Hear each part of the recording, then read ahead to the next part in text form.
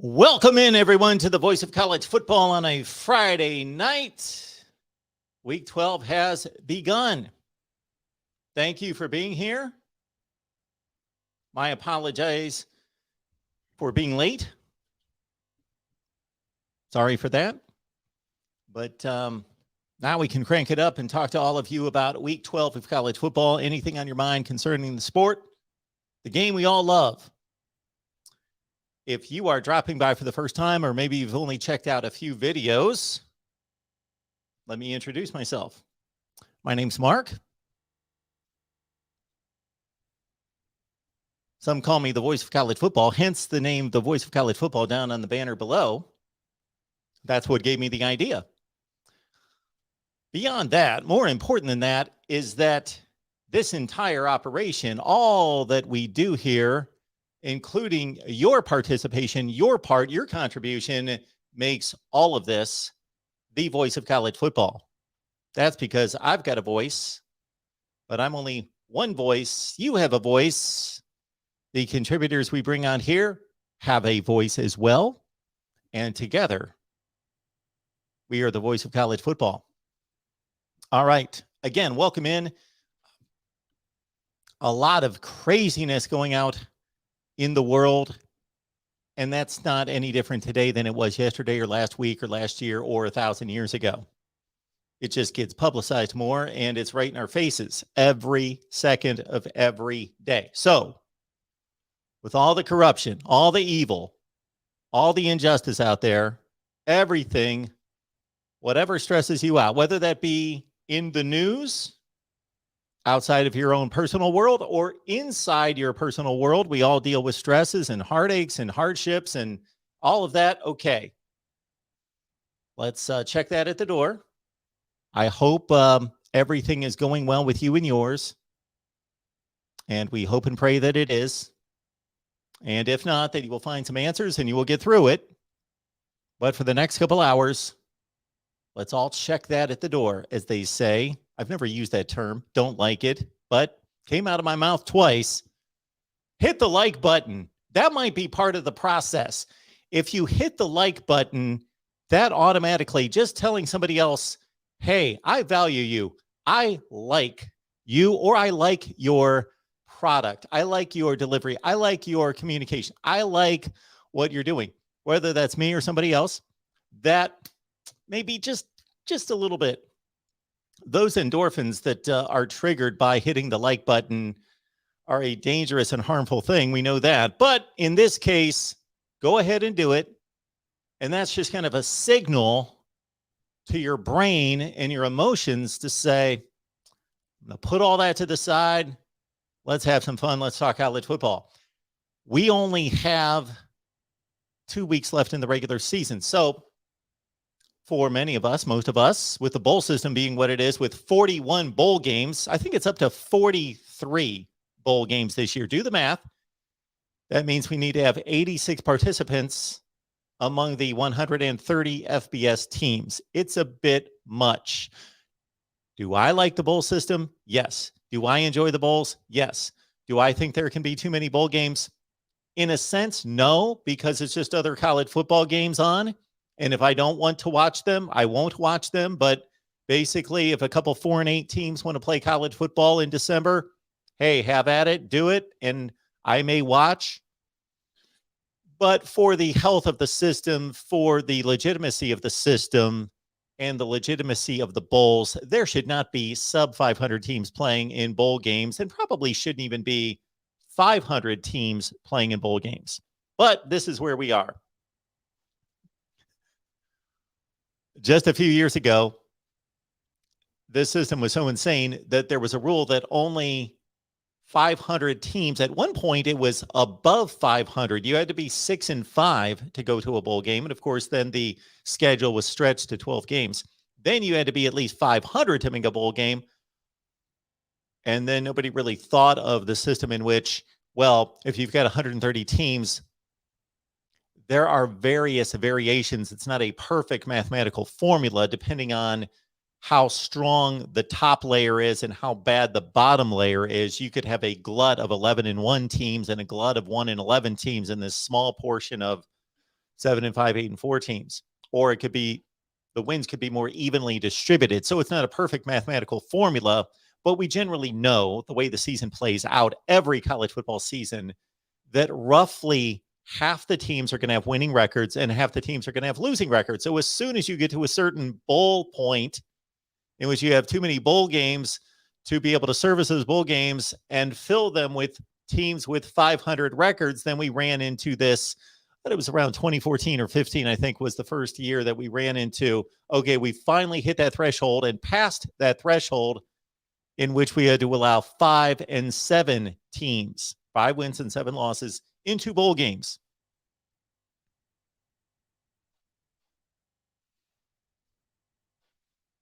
Welcome to the Voice of College Football, Week 12. What a week it is. And my point to all that is embrace, because most of you will have and be rooting for teams that will go to postseason play of some sort. Might be the Gasparilla Bowl. It might be the Las Vegas Bowl, but you're going to get to see your team play one more game. And whether you deem that as being extremely important or meaningless or somewhere in between, I get and understand both viewpoints. But for those of you, and I'm trying to think of any regulars here that call or comment, watch on a regular basis, that root for teams that do not go to bowl games often. Any Kansas fans? It's tough not to get to a bowl game. Duke fans, recent years Vandy fans, fans of those teams that will not be getting to a bowl game. This year, maybe Texas fans that will not get to a bowl game. And so you got to cherish the last 2 weeks of college football. We've got a Texas channel here at the Voice of College Football. I was talking to my guy, Matthew Miller, who hosts the post game there. So please check out his work on the post game. And we record segments throughout the week and post them to our Texas channel. Get on over there. Check it out. Good stuff. Of course, they lost to Kansas 57-56 last weekend, but he can't wait for the season to be over. Just pisses him off. He's tortured. He's perplexed. He's frustrated. Just wants it all to be over.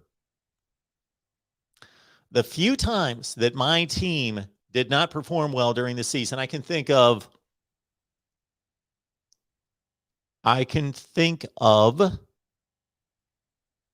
because more accurately, there are 1, 2, 3 times since I've been a fan that Ohio State has not reached bowl play.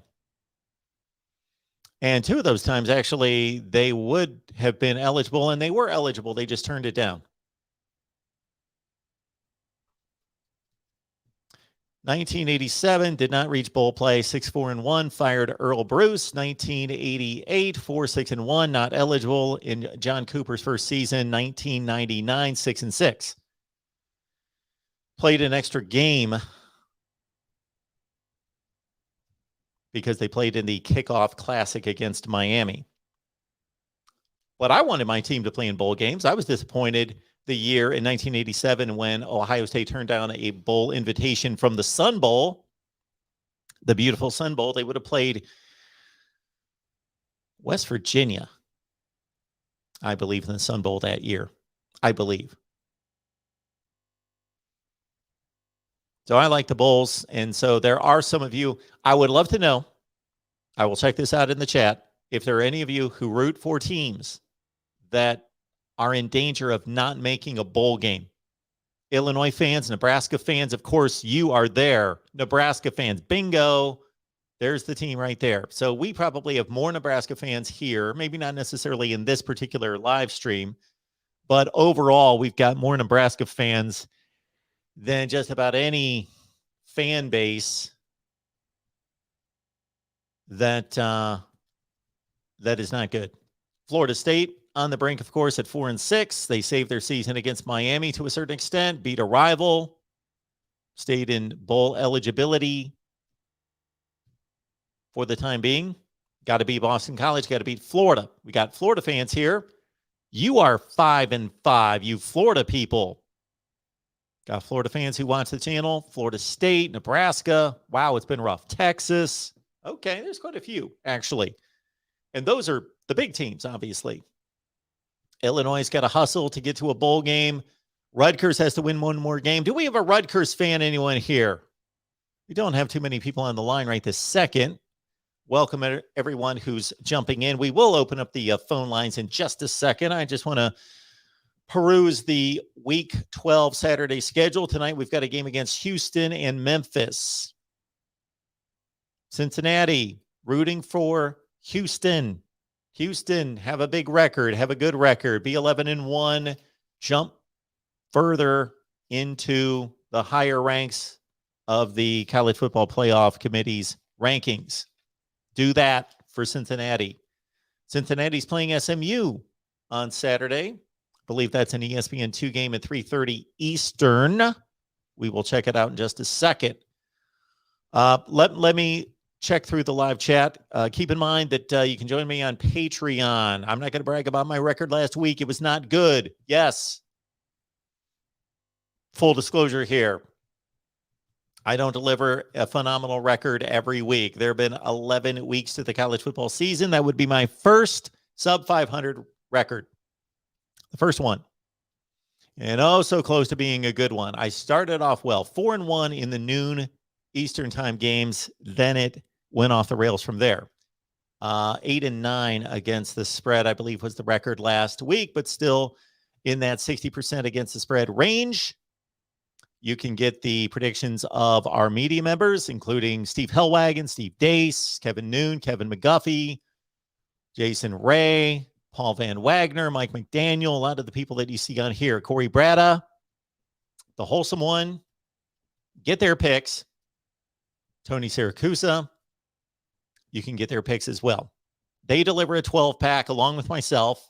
I pick out the 12 most important, meaningful games of the week. And we've got our media members who deliver their predictions along with mine, but then I go beyond that and pick all the top 25 games plus. And I will get to that as soon as we finish up the live stream. Our folks on Patreon, you'll get the media picks. You will get my picks as well. All right. We are working on a few other things to further extend the many reasons to join Patreon at the Voice of College Football. So that will come after the national championship game. So stay tuned for those. Oh, I have to honor my work here. I have to. You guys see that? This is what I'm doing all the time. Like notes all over the notes. See, those pages are full.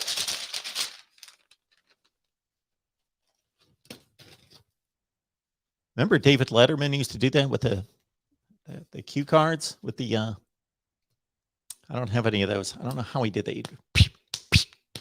Like flip it. He could get that thing to kind of like that. All right.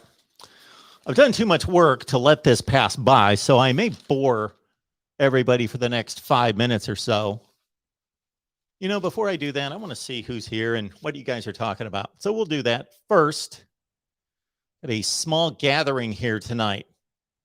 I probably did a poor job of promoting. I was late. People don't like me anymore. But I appreciate everybody being here. All right, let's look at some comments, and then we're going to get to my little project of the week. Because I did produce 2 videos, but I wanted to produce like 9 on this subject. Hummus Hero. Great to see you. Great to have you here. Always. Good supporter of the channel. Thank you for that. Go Hogs from Apocalypse Saw. Oh, you know what? I know somebody's going to mention this, so I'll say it beforehand. Yes. I need to go see an optometrist. I get it. Yes, I've not seen an eye doctor for, it's probably been about 1.5 years. So I left ESPN in October of 2020. I left there in 2020. I should have taken care of a few things before I left, but since they made some foolish and buffoonery type decisions and were not exactly honest. That's being kind. I left sooner than I had anticipated. So anyway,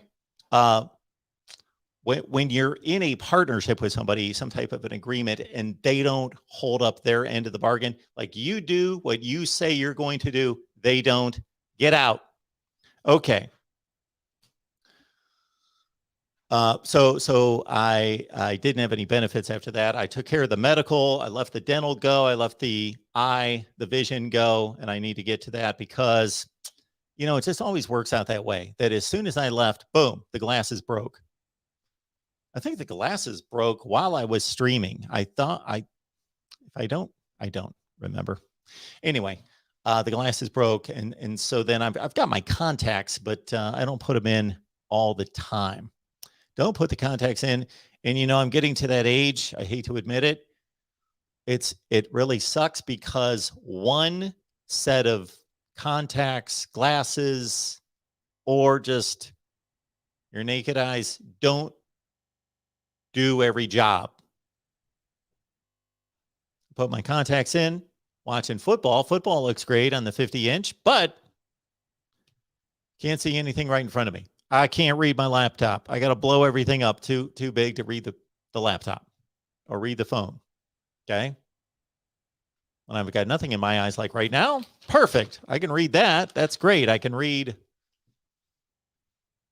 instructions off a bottle, which reminds me, I need to do something real quick. But just that's how it works.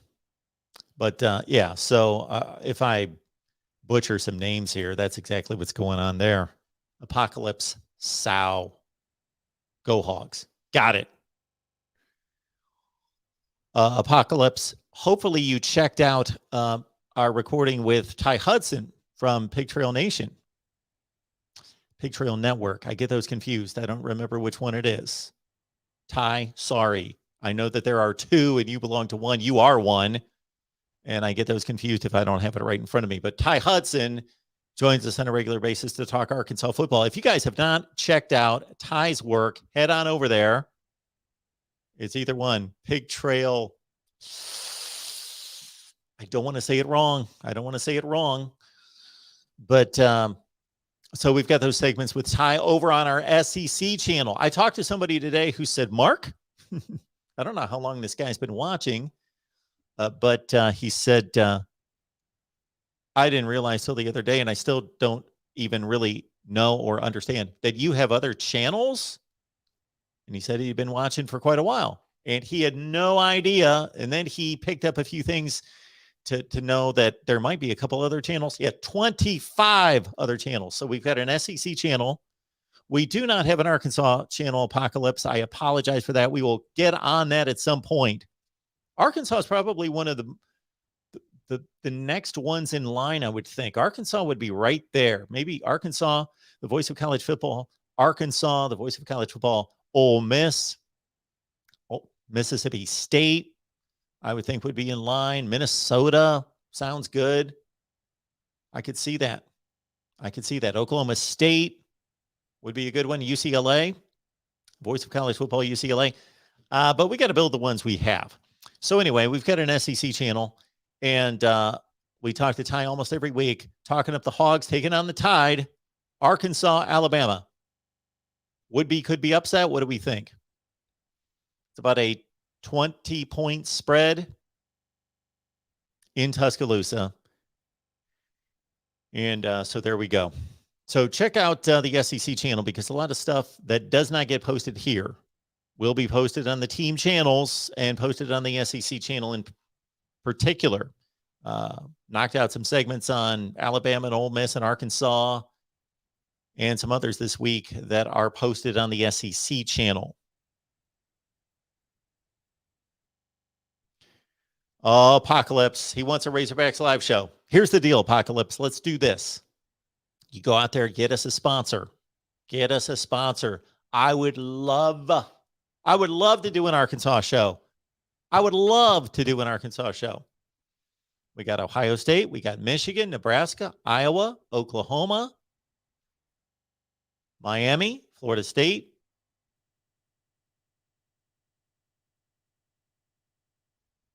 Guess that's it. Yeah. An Arkansas show. Let's add it. Let's do it. Apocalypse, get us a sponsor. Hit me up at MarkRogersTV at Gmail. MarkRogersTV at Gmail.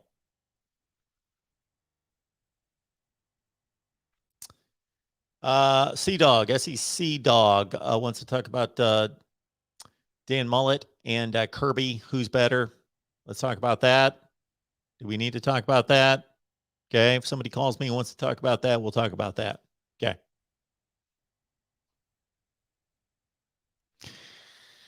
In the SEC coaches rankings, which I will produce again during the offseason, so you can look forward to that. The offseason, we don't stop here at the Voice of College Football. We will be cranking out content every day. And one of those for your pleasure will be our coaches rankings, the SEC, the Big Ten, the ACC, the Big 12, and the Pac-12. So there have been times in which I have ranked Kirby Smart ahead of Dan Mullen. There have been times, I can think of one time, in which I ranked Dan Mullen ahead of Kirby Smart. And there were certain reasons to do that at that point. Lewis, good to see you right there.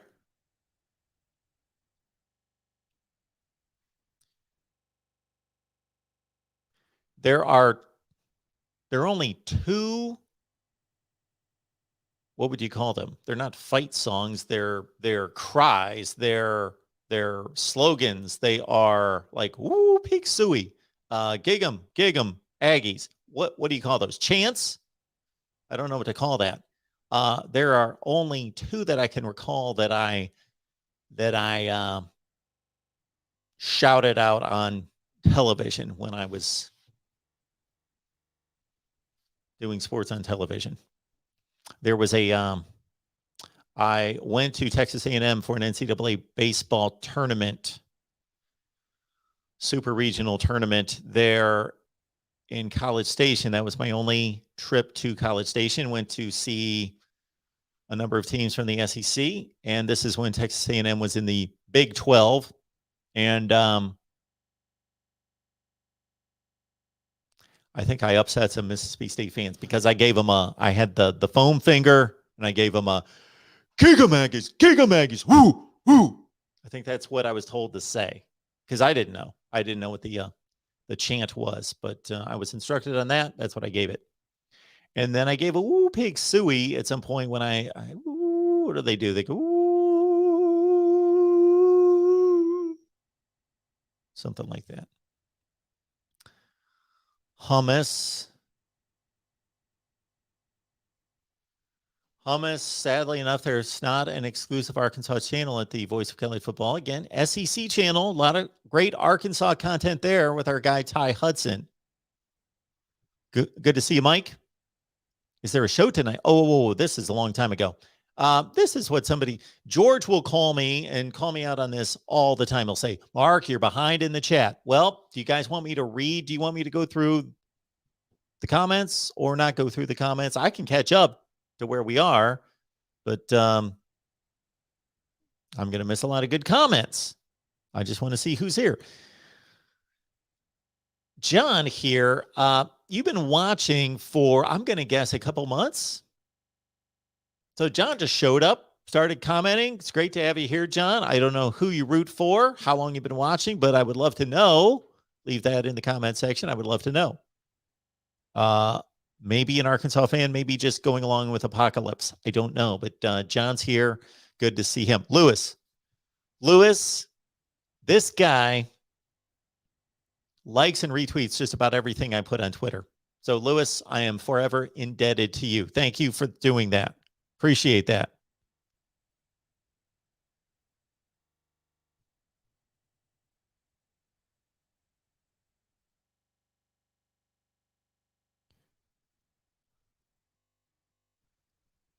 Hummus, an Ohio State guy.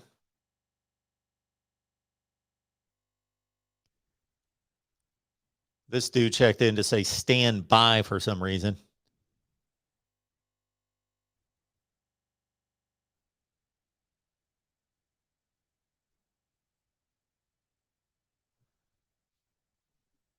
G-Dog forever. Good to see you. Big Georgia fan. Man, you guys are. Yes. Go Dogs, sick 'em. Georgia's got one of those lightweight scrimmages before Georgia Tech, which is another lightweight scrimmage.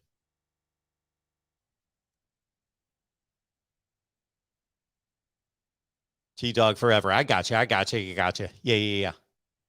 Thanks for spelling that out. The real MVP's here. Here's a individual here. I don't know that I've ever seen your handle. We got Sports World PA. Man, that seems like an important place there. Sports World PA. Who do you guys have winning the ACC Coastal Championship tomorrow? With Clemson, of course, playing in Death Valley against Wake Forest. Got a preview on that. We got a ton of content on that. Check out the Clemson channel. We talked to both sides. Wake Forest with our guy Les Johns from 247 Sports and Jason Priester, of course, from Clemson SI. Check out those.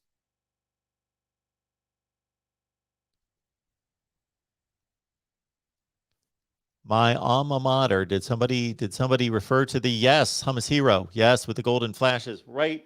You know, I lifted them up from the bottom shelf. I just did it. Just decided to give them a lift. They need it. One of the all-time worst college football programs.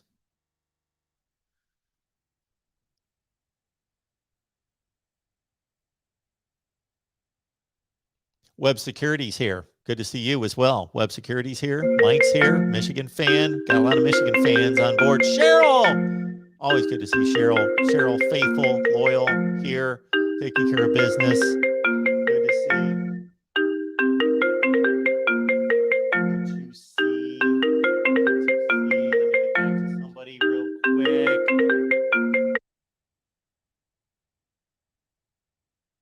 Got somebody important calling me. And of course, I'm not going to take the call, but I will just let them know. Hey, it's the voice of college football.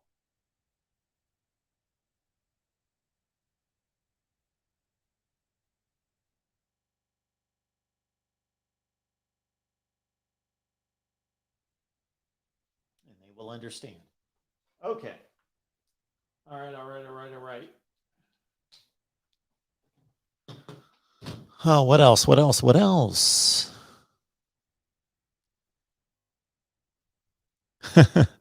SEC dog. Just getting after me there. Either doesn't understand or it's just poking the bear. Just poking the bear a little bit. I understand it.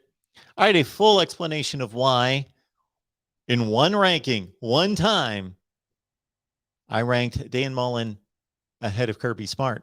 What some people might find a bit bizarre, strange, odd, interesting, maybe, is that I actually ranked Dan Mullen ahead of Kirby Smart before he beat Kirby Smart and Georgia and won the SEC East.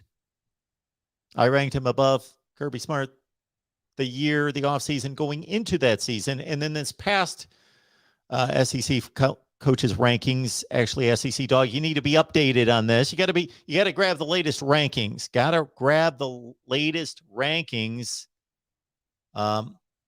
Yes, I've got Kirby Smart ahead of Dan Mullen after Mullen won the SEC East and beat Kirby. So we'll see how it shakes out this offseason in my rankings. Yes. So let's be accurate and updated on the rankings. But yes, at one point, yes, I did.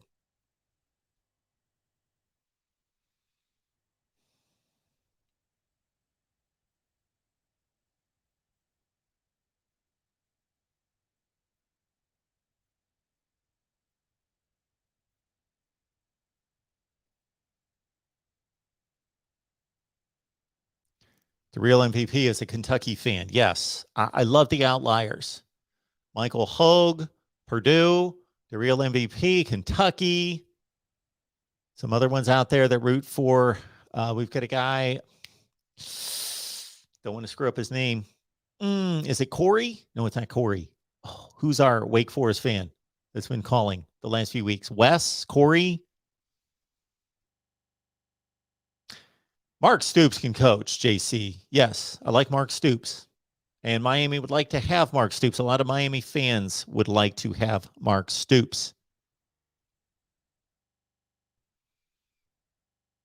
Mark Stoops did a smart thing, as SEC Dog is alluding to right there. He looked to the south and thought, I can't compete all the time and just go in that direction for players. I got to go the other way. Pennsylvania, Ohio, Michigan, West Virginia.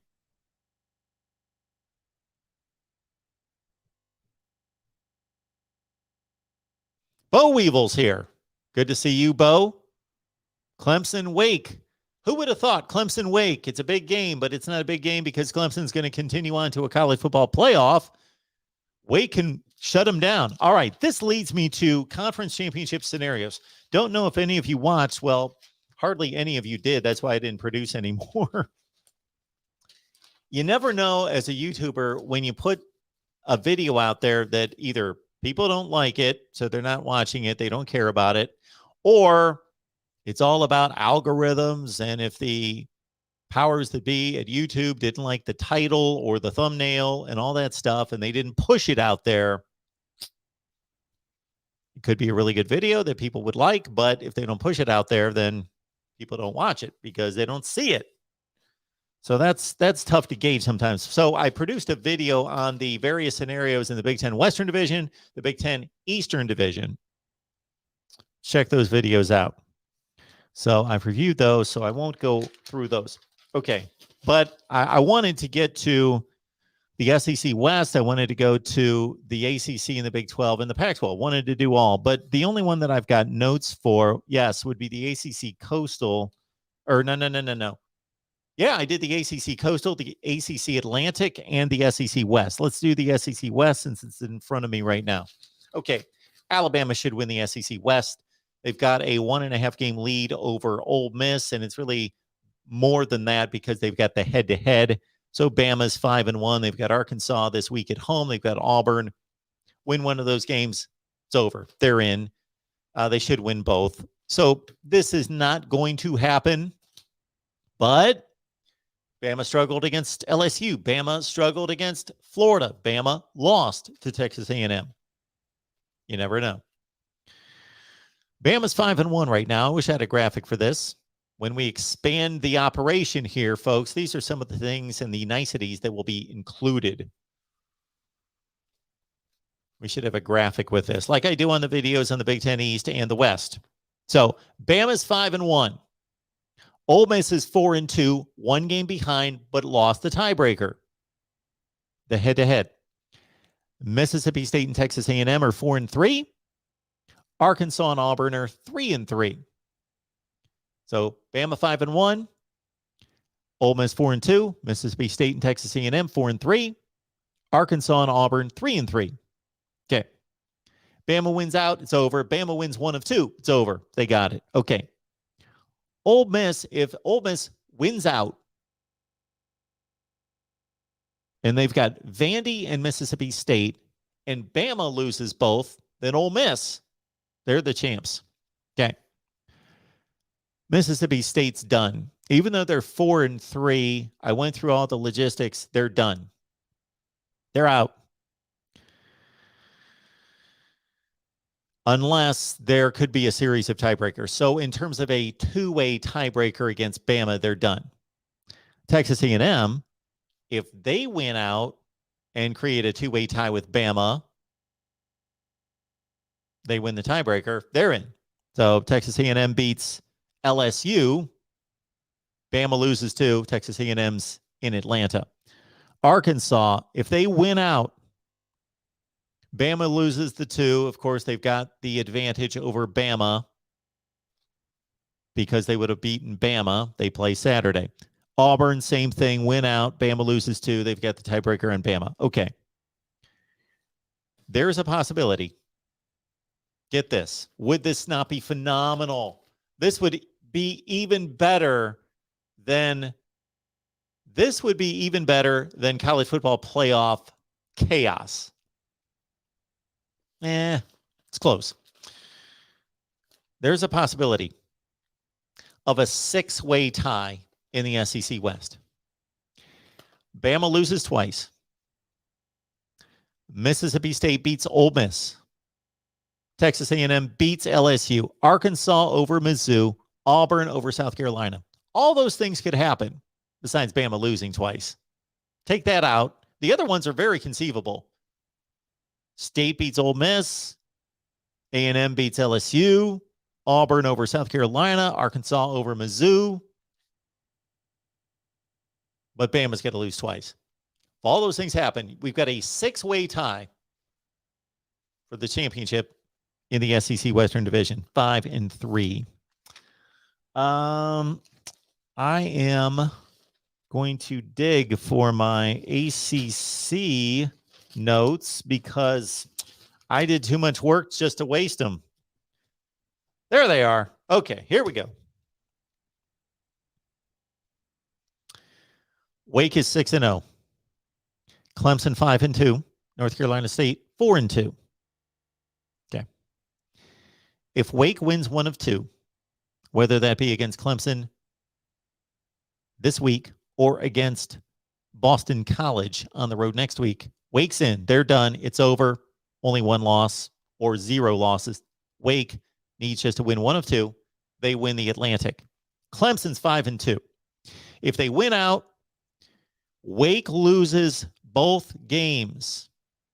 So Clemson's got to win out. Wake needs to lose to Boston College, and North Carolina State's got to lose one of 2 games. Clemson wins the Atlantic. That's a lot that's got to happen. But if you look at it, they need Wake to lose to BC and NC State to lose to somebody. And then Clemson wins the Atlantic. North Carolina State needs to win out and Wake to lose 2 games. So they've got a little bit more of an advantage than Clemson because they won the head-to-head. So they just need to win out. Wake loses 2. So Wake's got the game at Clemson. Then they got to go on the road to Boston College to conclude the season. Clemson's got Wake Forest, and they're done with conference play. NC State's got Syracuse and UNC. Okay. In the case of a 3-way tie, it's 6-2.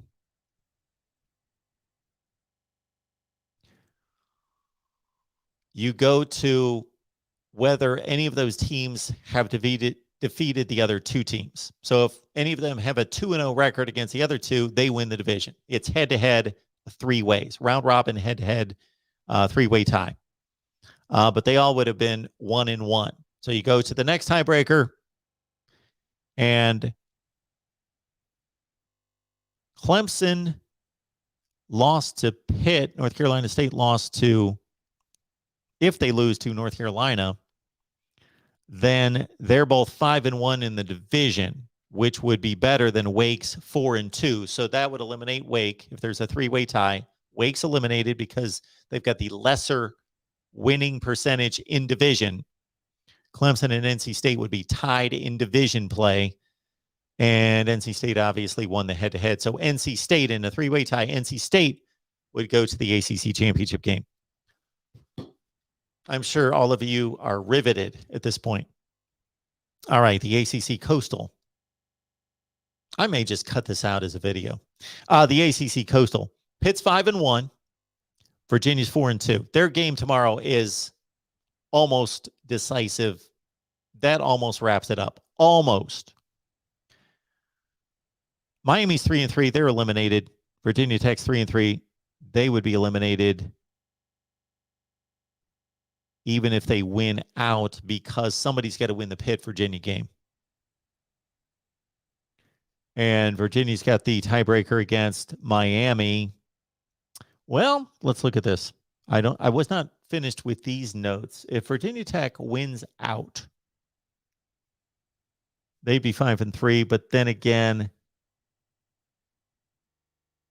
think about this for a second. Let's say Virginia beats Pitt and Virginia Tech wins out.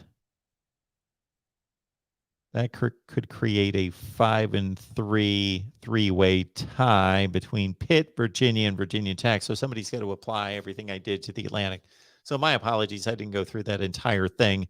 But let's understand this. Pitt's 5-1, Virginia's 4-2.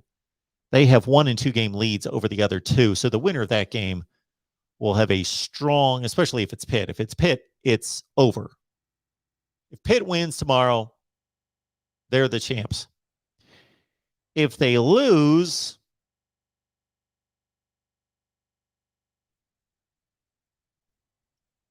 then it gets dicey. Then it becomes Virginia, and the winner of the Miami-Virginia Tech game have a prayer. Pitt's got Virginia, then Syracuse. Virginia's got Pitt, then Virginia Tech.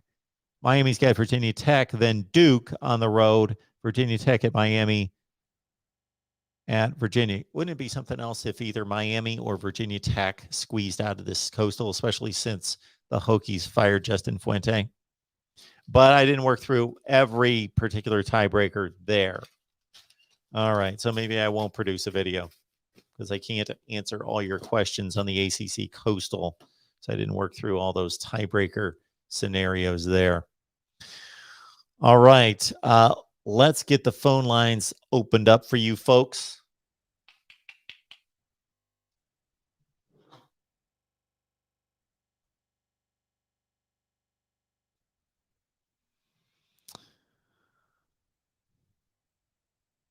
Everyone in a good mood tonight?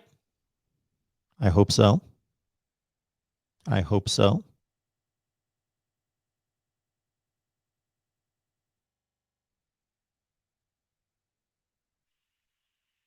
Thank you for calling Studios.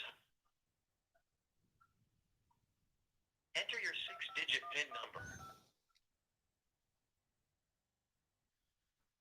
Welcome, host. You have not started a show session in Collins Studio. We are going to run a professional show one day. Just need a little help. We'll get there. Oh, can you guys hear that through the mic? Probably not. The mic is pretty directional. You get some beautiful piano music. You hear that? It's lovely. Lovely. Enjoy it.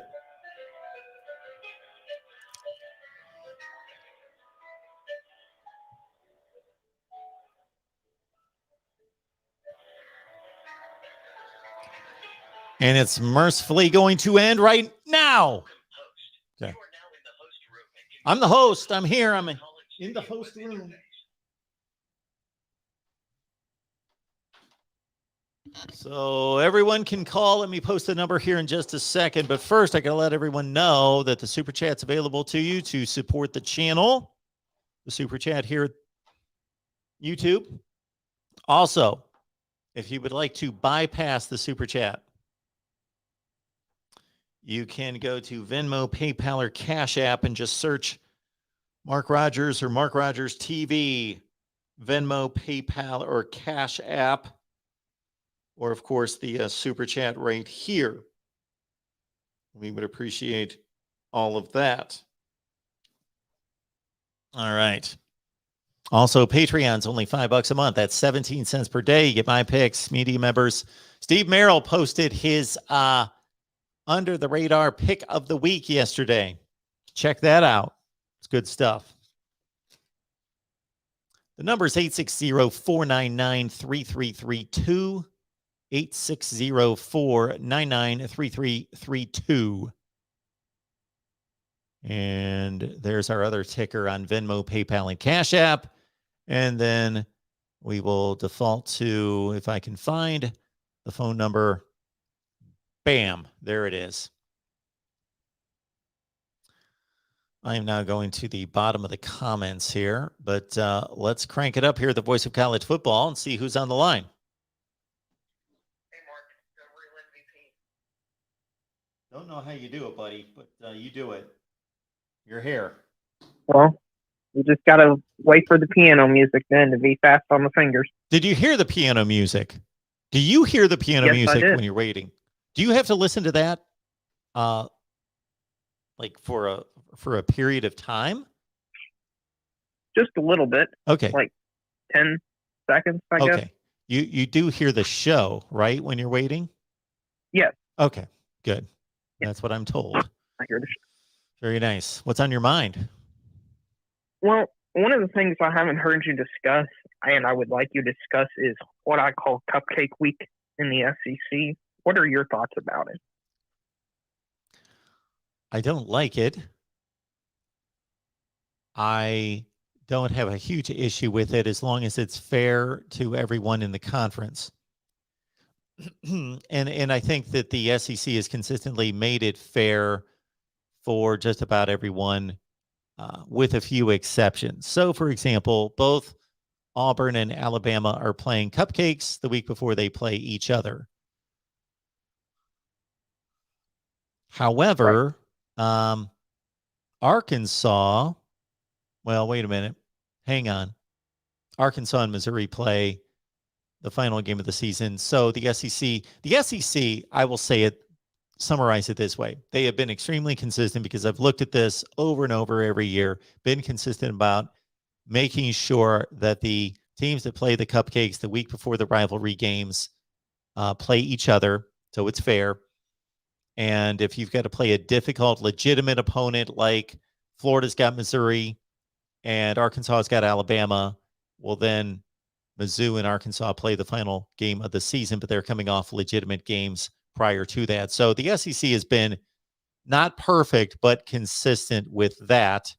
Otherwise, I don't understand it from an SEC perspective because they take themselves off the map. They take the entire conference practically off the map when we're at the height of college football season and people's interest is peaked. You would think that they would want to play some meaningful games, not just on the last weekend of the season, but the second to last weekend of the season. You would think that they would want to put some marquee matchups out there, but they do this. But at the same time, they're arguably the richest, them in the Big Ten. They make the most money. Again, them in the Big Ten have the best attendance, them in the Big Ten. So I can't really, like, if this was the Pac-12 doing that, then I would say, wake up. You're sabotaging yourselves. You need to try something else, but it's not hurting the SEC. Right. As one of the lower, at Kentucky, and we are historically one of the lower teams. It's nice to have a guaranteed win on the schedule. So that was nice because this was one of the weeks we'd be like, yes, we could finally win a game after all them losing. But Mark, let me tell you, as a Kentucky fan, the hardest part of football is coming up for us, not on the field, off the field with our head coach, Mark Stoops. And this is the problem with having such a great coach. He's been rumored for every job. It scares me to death. He's all I got. Do you think he's going to leave us? Mark Stoops doesn't have any other ties to Kentucky, does he? I do not believe so. Yeah. I would think that if there's an offer out there for some combination of more money and a better opportunity to win, then he might leave. But if he likes it there in Kentucky and he's being offered a job that's similar, then he's not going to leave. Well, I saw a report today from our local sports radio guy who said he had an insider tell him that LSU's top three candidates right now are Jimbo Fisher, Bill O'Brien, and Mark Stoops. Did you say Miami? LSU. Oh, LSU. Okay. I was going to say. Yeah. LSU, Jimbo Miami. Fisher, LSU. Of course, yes. Who would look like a complete fool after what he said the other day if he left. So I got to think that he was so strong and adamant about his comments that he made about recruiting the other day at Texas A&M that I'm going to take that as an emphatic no out of Jimbo Fisher. That he's it was about as emphatic as Mike Tomlin when he was asked about jobs for USC and LSU. Yeah, so normally I would say all bets are off. Jimbo Fisher could leave Texas A&M for LSU, but for him to come on when James Franklin has dodged the question concerning other jobs and Lincoln Riley has dodged the question, and I'm thinking of a few other guys that I can think of have been posed the question and dodged it and just basically confirmed that I like it here. We're building this. I'm focusing on this, but they didn't deny it. Where Jimbo Fisher basically said, I would be crazy to go to LSU. Well, it would look kind of stupid if he left a month later. Right. So, yeah, so this is the fun part of the season for us. So, but there is a few games this week I would like to preview with you. I think it's interesting. The first game would be Michigan State, Ohio State.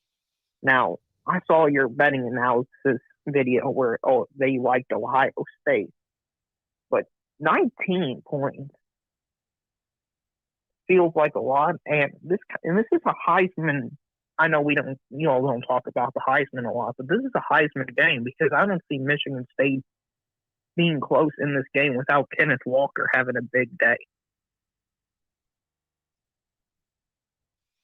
Well, I agree with you about the point spread feeling high, but did the 21 points that Purdue was getting last week feel high?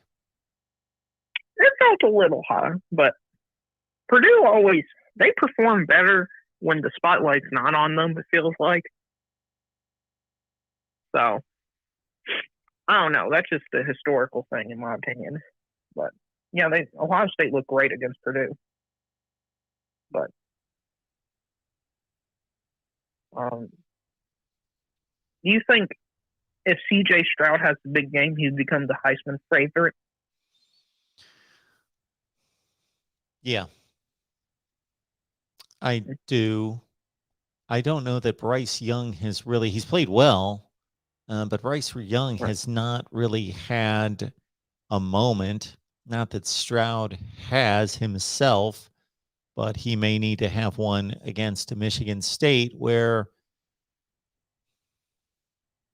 I would think that I haven't measured up the stats, but they've got to be pretty similar between Stroud and Young, that it would become a Stroud versus Young contest going into the final weekend, where if Kenneth Walker runs 18 times for 55 yards, then that's going to pull him back. Right. And this was surprising when I saw the line. Baylor is an underdog against Kansas State. I don't know how the disrespect. That feels very disrespectful for Baylor, unless they're saying this is a trap game or something like that. But I don't understand what's Baylor's how Baylor. Record? I'm asking a rhetorical question. I know the answers, but what is Baylor's record? 8-2.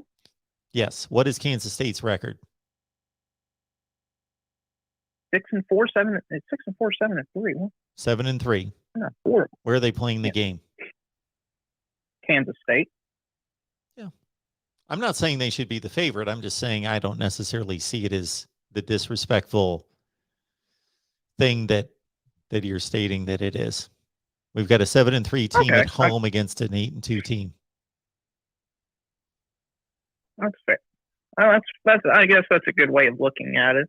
I mean, Kansas State, I guess, in my opinion, they've kind of been under the radar.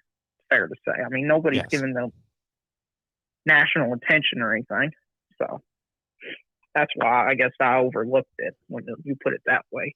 But if you're looking at Kansas State's performances against the better teams in the Big 12, they lost to Oklahoma State by 11. They lost to Oklahoma by 6. They lost to Iowa State by 13. And they've won 4 in a row since then. That's a solid team. That was a solid team. Yeah. Where Baylor, of course, lost to BYU out of conference by 14. No. They beat BYU. No, they lost to they lost to Baylor lost to Oklahoma State. Yes, they lost to Oklahoma State by 2 scores. And they lost to TCU a couple weeks ago. Okay. So, and I forgot to bring this up in the rankings show, but is it surprising that Clemson isn't ranked? Somewhat. I've got them ranked barely, right at the bottom. 7-3. I would have to measure up the 7-3 versus some other 7-3s like Utah comes to mind. I don't think Clemson's 7-3 measures up to the SEC teams, but I got to think that it's better. Mississippi State is 6-4. Yeah, Mississippi State's ranked. Mississippi State beat a team that Clemson did not beat. North Carolina State beat them by 2 touchdowns. We know that an SEC schedule's far better than an ACC schedule. Yeah. Clemson did play Georgia better than anyone by far. Right. And I got to admit, I even forget that from time to time when we talk about how dominant Georgia's been, and people have said nobody's challenged Georgia. Everybody's gotten blown out.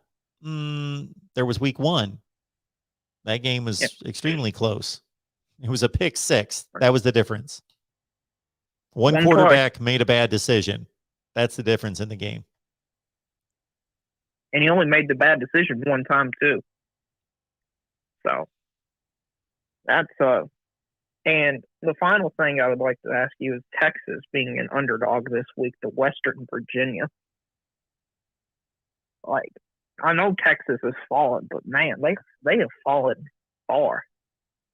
Like, do you think? I know it's the first year head coach and all that stuff, but do you think the leash is a little shorter for Steve Sarkisian? Is the leash short after one season? Shorter. Yeah, shorter.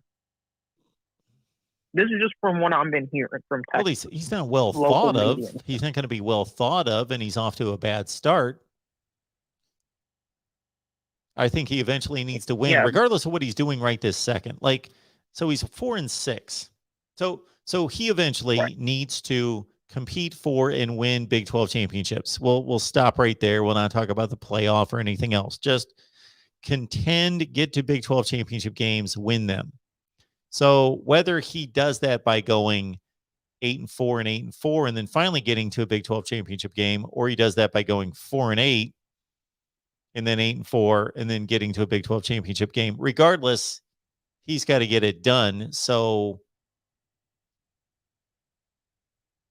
he's off to a bad start, but unless there are things going on behind the scenes that show that he's incapable, his job's safe.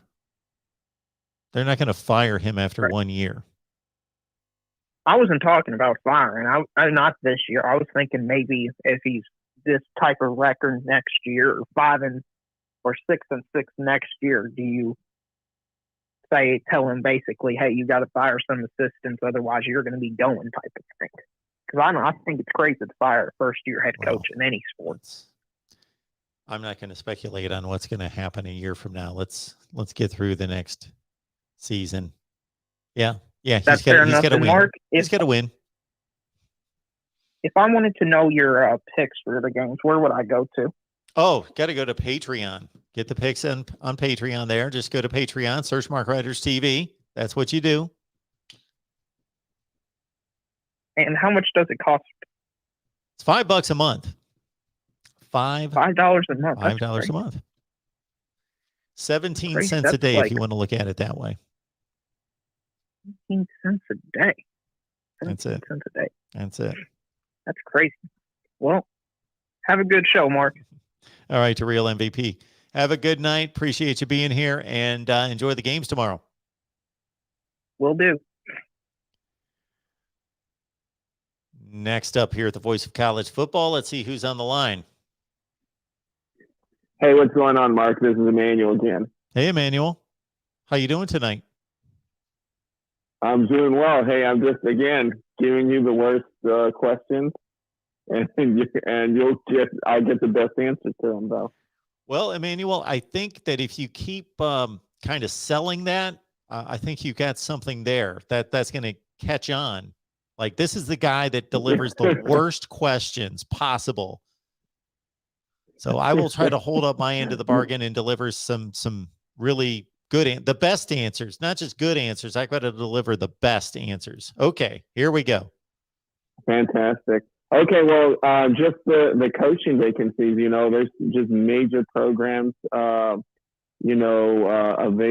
and Mel Tucker's he's off the market with that insane $10 million, what is it? Basically $10 million a year for 10 years. At $9.5 million a year, I think, for 10 for going 5-7 with Colorado and having one good season. So But the vacancies that I was interested in were the Virginia Tech and TCU vacancies. I'm hearing for Virginia Tech that they're looking at Patterson, Freeze, and even Shane Beamer. What are your thoughts? Yeah, so I was just looking something up there because we had talked to our Michigan State guy about Mel Tucker just a day or two ago. So we talked about an extension, and yeah, I think they're just finalizing all that yet to be announced. So let's go back to TCU. TCU with Hugh Freeze. Who else? Well, first, well, Virginia Tech. Oh, For TCU, I'm just hearing Sonny Dykes would be the choice. yeah. So TCU, yeah, Sonny Dykes.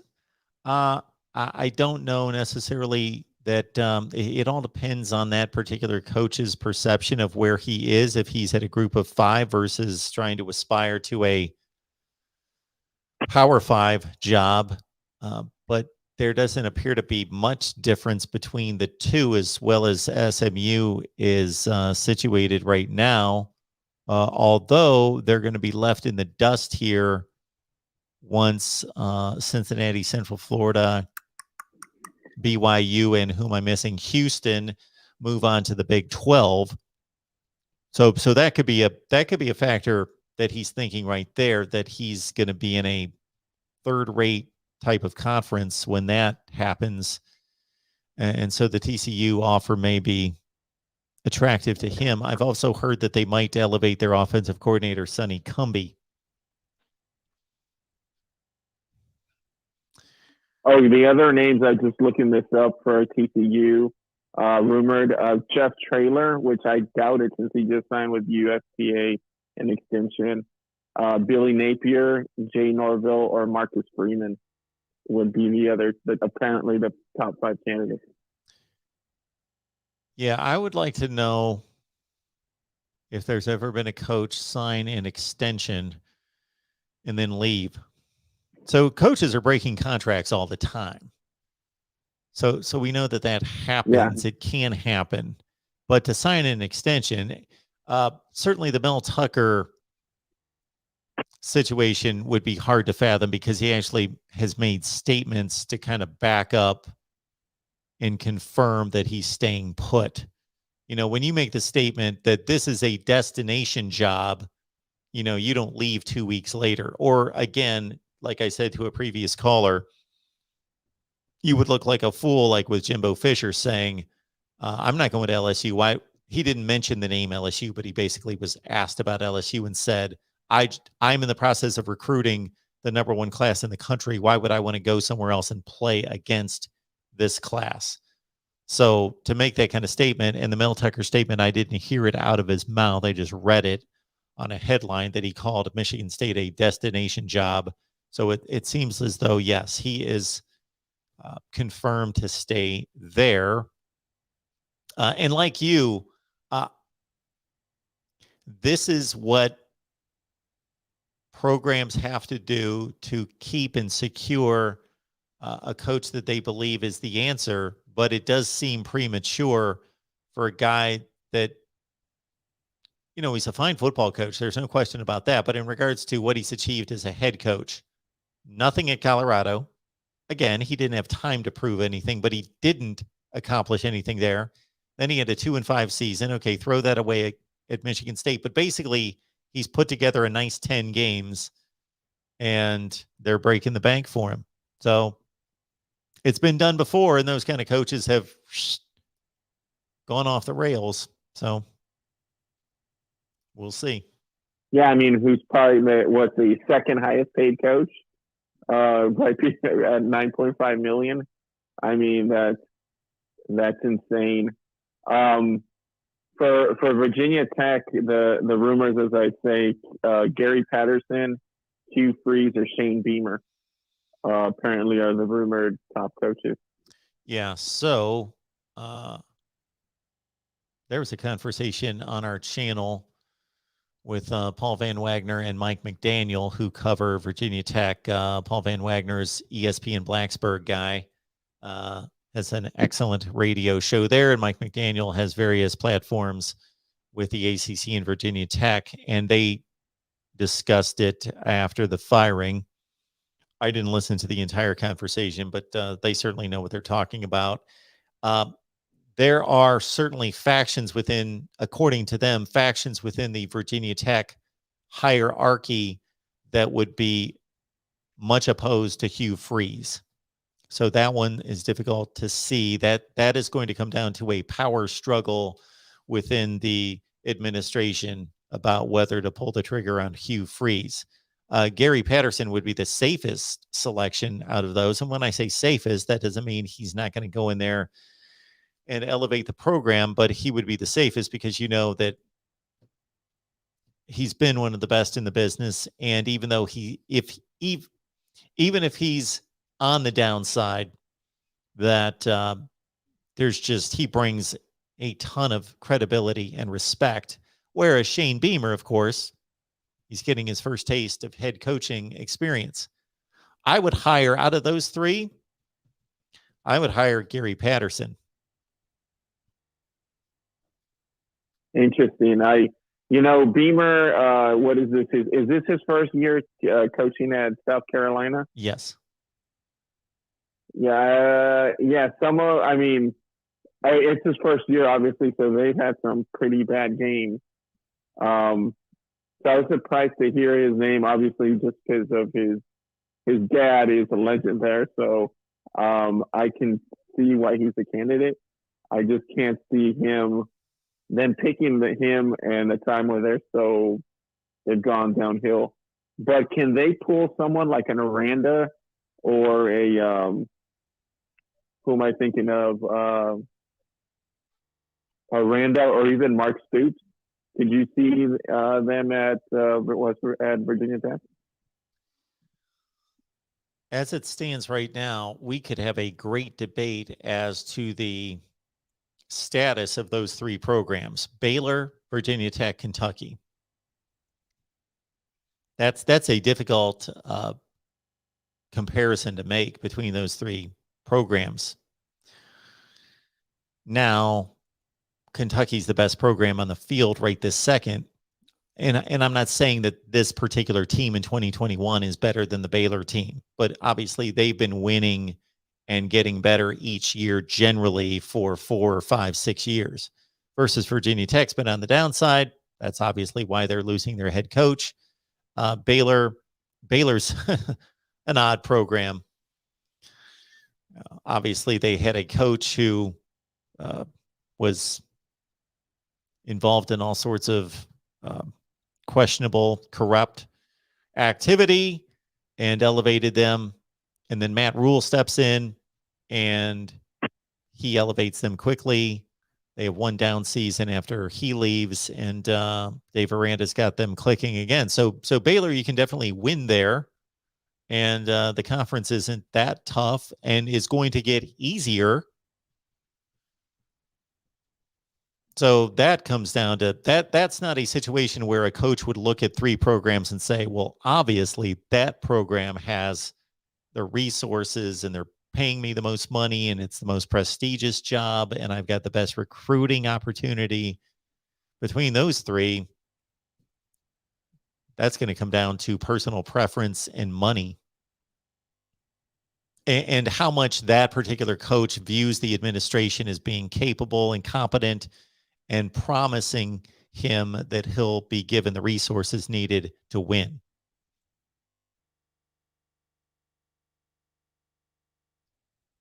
Agreed. I just think Virginia Tech, of course, had, gone to a national championship, had for so many years, been on the national stage.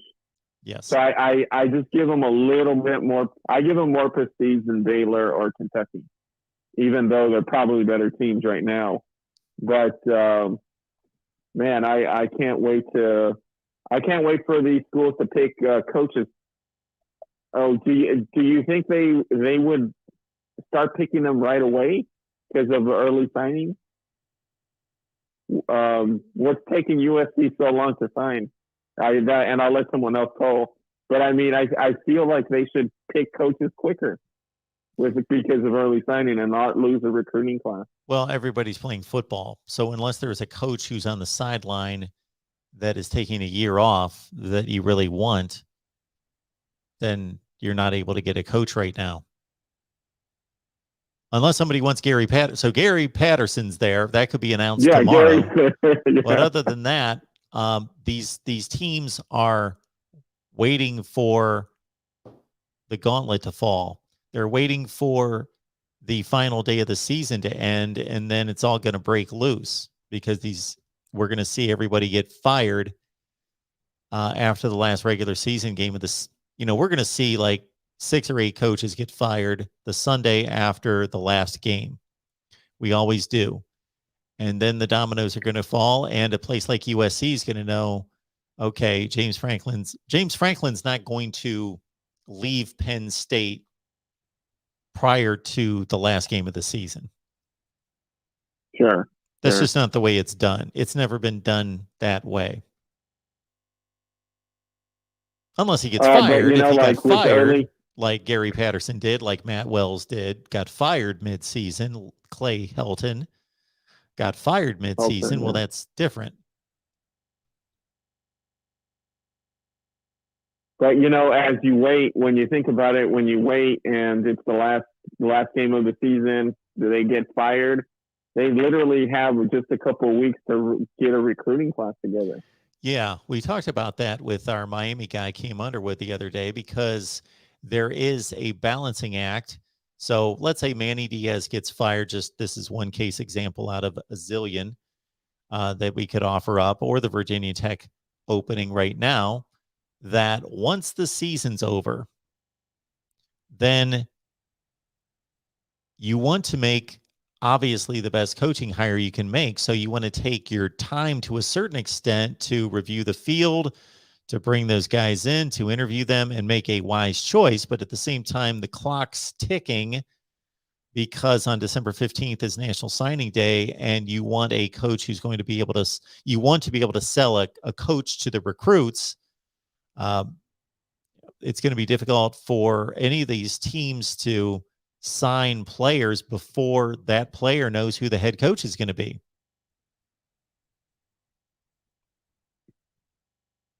Yeah.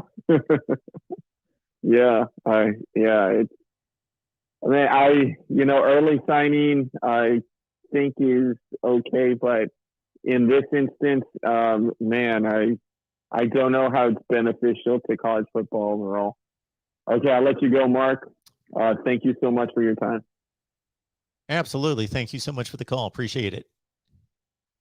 All right. Have a good night. Oh, I don't like when people pause. They say good night. I say good night. And so then I click them off, and then they're in the process of saying a second good night. So my apologies to anybody out there that I've ever cut off that was in the process of telling me good night for the second time. It's like when you watch these live shots, and this is something that I was involved in when I was in the TV business. So it's funny to watch, just like if whatever industry you're in, you obviously know the background of it. So when you see certain things happen, if you're in the insurance industry and then you're talking to a friend and they tell you about their insurance issues, you obviously can counsel them and you can give them some background information and some know-how into how it all works. When you watch these news channels and sports channels, and they do what we call live shots from the field, so you've got so-and-so out at the Monday Night Football game, or they're standing outside such and such arena doing their little report before the game, and there's a delay, and the delay depends on a number of logistics with satellites. But I find it funny when you see the delay, and instead of just the anchor at the desk closing down the live shot, basically thanking them, saying, have a great night, and they should just click it right there. They should just shut it down right there. Then they wait for the delay, Sometimes it takes a few seconds for then the reporter at the field to say, "You're welcome," or "Thank you, have a good night."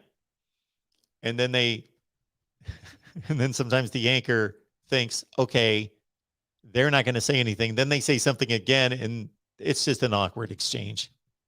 There needs to be better instruction on that one on a regular basis. It's good to see Jan Glenn here. Jan, thank you so much for the super chat contribution. Appreciate that so much. Thank you for that. Hi, Mark. If the Buckeyes win out, how do they match up against Alabama and Georgia? Okay.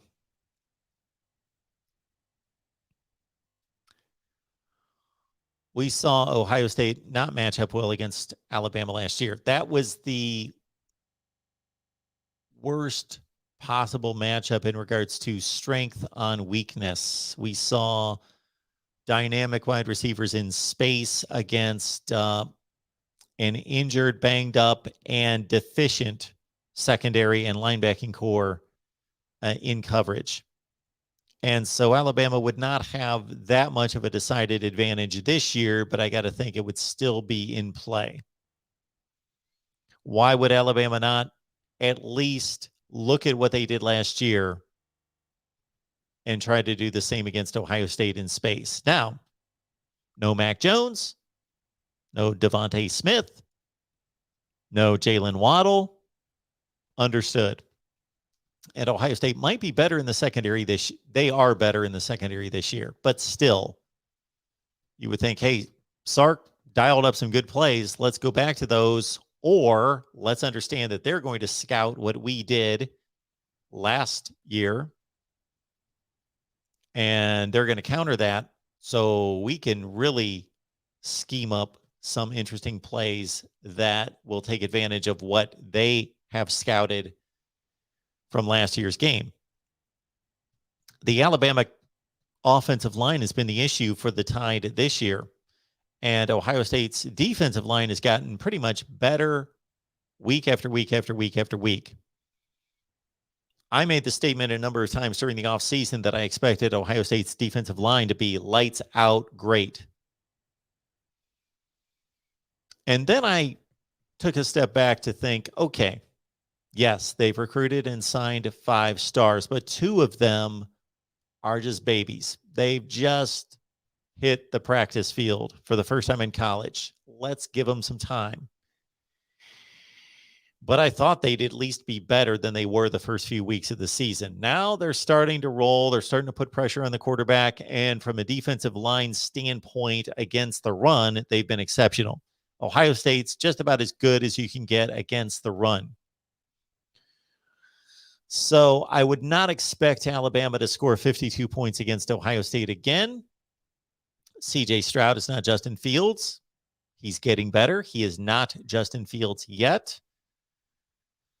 The running back situation would be a toss-up between Trey Sermon and Travion Henderson.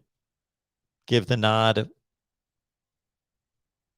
long-term to Henderson. Ohio State's offensive line, similar to what it was last year. The wide receivers are just ridiculous. And the secondary play for Alabama has not been stellar. So that would be a heck of a matchup. Now, Georgia's a different deal. Georgia's capable, explosive on offense, can, oh my goodness, run the ball. They're not having the issues on the offensive line that Alabama is. So the Georgia offensive line against the Ohio State defensive front would be a monster battle.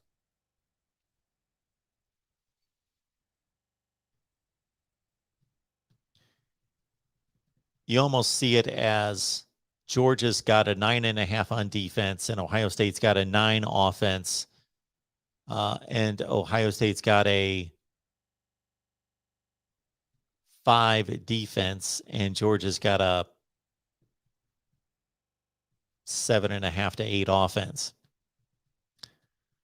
I would expect Georgia to beat Ohio State. The Alabama-Ohio State game, I would really have to deliberate about, but those are the three best teams in the country. Those are the three best rosters outside the SEC. Ohio State is the most capable team, and they could lose to Michigan State tomorrow. They could lose to Michigan next week. They could lose a Big Ten championship game, and we could see somebody else from the Big Ten make the playoff, or we could see nobody make the playoff because they sabotaged the league and cannibalized it. And I would still make the claim that Ohio State is the most capable team of beating those two. Thank you so much for the contribution there.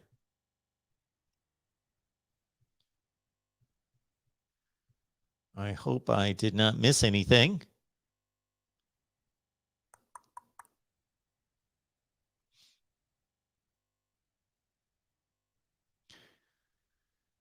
YouTube is extremely inconsistent about sometimes they post these little icons at the top of the chat. For me, you probably don't. Maybe you see them too, where it'll let me know if there's a super chat. But other times, like with this one, there's nothing. I just scrolled through and found it.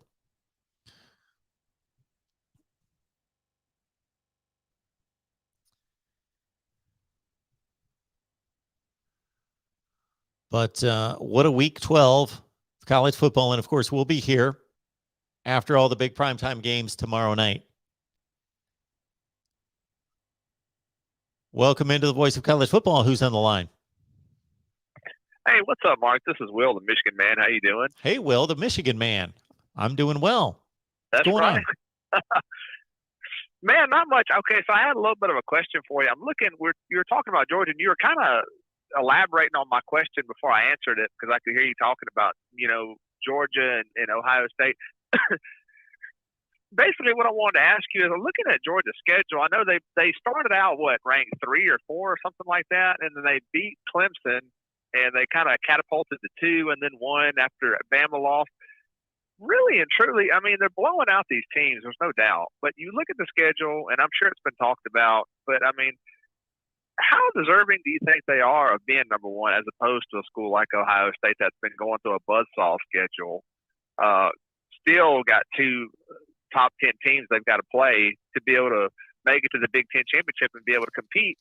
Georgia, like I said, the strongest teams they played is a 3-loss Clemson team, and looking at their schedule, their second strongest was Arkansas. I mean, they're playing Charleston Southern tomorrow. Is that a junior college? And I understand. I mean, clearly they're an elite. They have an elite defense. Like, I'm not challenging the fact they're a very dominant team, and I really believe they can compete with anybody. But do we really know for sure how good they are, considering the best team they played is at the time an overrated Clemson team? What do you think about that? Do you think they deserve to be at number 1? Well, I rank and evaluate teams based on what they've done on the field. So my rankings reveal that. But when you're just asking me to evaluate teams and talk about teams, I'm also going to take the talent into account. So there's a difference between Wake Forest being undefeated, as they were 2 weeks ago, and Georgia being undefeated. There is credibility that's brought to the table by a Georgia being undefeated because we know that they have one of the best rosters in the country, if not the best roster in the country, versus Wake Forest. We know that these are recruiting classes that are ranked 40th, 50th in the country that are being developed into a good team. So if you follow me there, we know that the talent backs up the results on the field, regardless of who else is on the field with them. So if you took Ohio State's schedule to date, who's the best team they've played?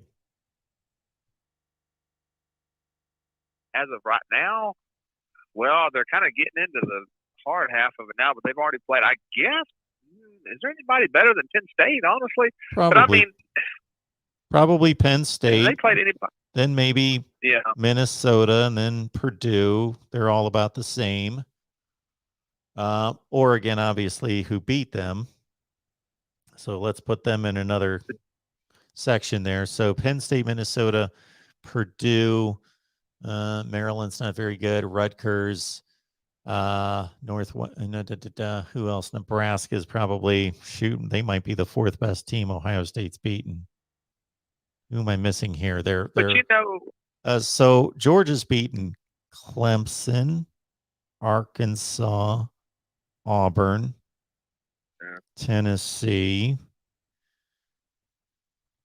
Played Auburn and Arkansas in the other divisions. So then it's, Florida's no good. But so I don't know that I wouldn't take Clemson, Arkansas, Auburn, Tennessee against Penn State, Minnesota, Purdue, and Nebraska.